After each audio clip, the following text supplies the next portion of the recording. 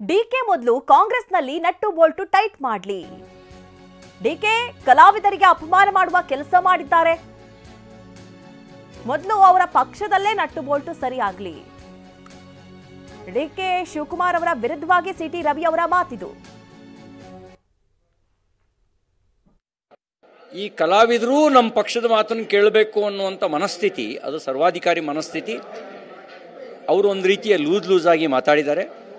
ನಮ್ಮ ವಿರೋಧ ಪಕ್ಷದ ನಾಯಕರಾಗಿರ್ತಕ್ಕಂಥ ಆರ್ ಅಶೋಕ್ ಅವರು ಹೇಳಿದ ಮಾತು ಸರಿ ಇದೆ.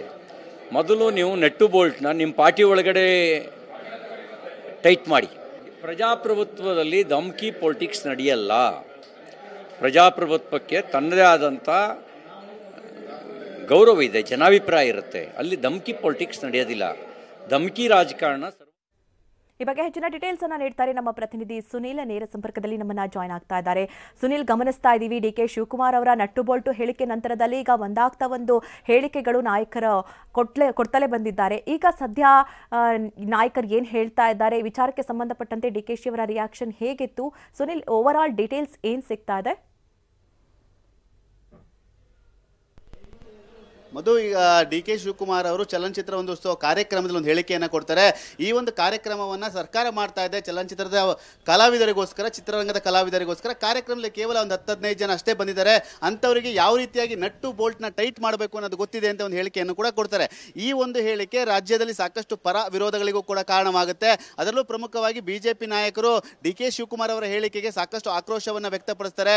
ಅವರ ಪಕ್ಷದಲ್ಲಿ ನಟ್ಟು ಬೋಲ್ಟನ್ನು ಟೈಟ್ ಮಾಡಲಿ, ಕಲಾವಿದರಿಗೆ ಅಪಮಾನ ಮಾಡಲಾಗಿದೆ ಅನ್ನೋ ಹೇಳಿಕೆಯನ್ನು ಕೂಡ ಕೊಡ್ತಾರೆ.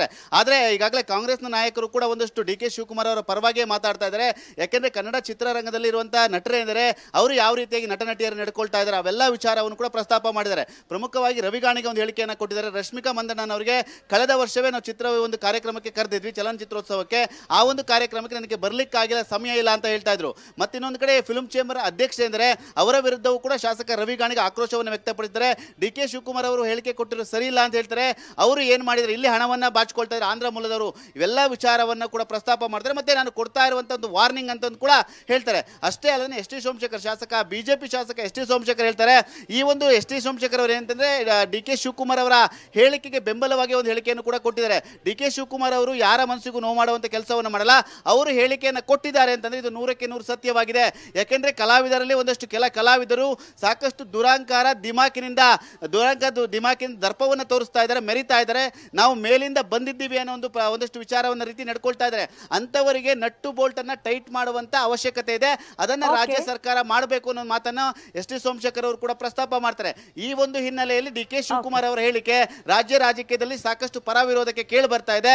ಇದನ್ನ ಮುಂದಿನ ದಿನಗಳಲ್ಲಿ ಸ್ಯಾಂಡಲ್ವುಡ್ ಚಿತ್ರರಂಗ ಯಾವ ರೀತಿಯಾಗಿ ತೆಗೆದುಕೊಳ್ಳುತ್ತೆ ಕಾದು ನೋಡಬೇಕಾಗಿರುವಂತದ್ದು. ಮಧು. ಓಕೆ ಸುನಿಲ್, ಥ್ಯಾಂಕ್ ಯು ನಿಮ್ಮೆಲ್ಲ ಡೀಟೇಲ್ಸ್ಗಾಗಿ.